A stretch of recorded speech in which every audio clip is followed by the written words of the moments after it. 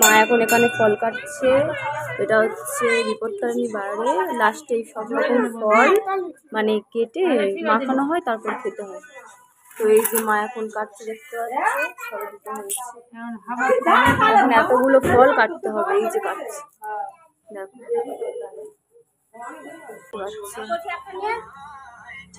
কি কি আছে আমি দেখাই ফলগুলো, দাঁড়াও।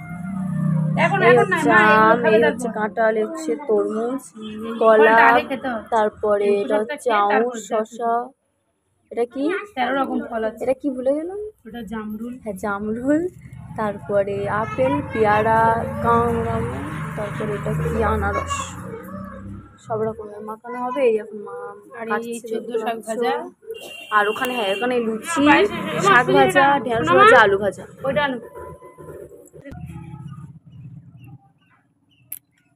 বড় ভক্ত।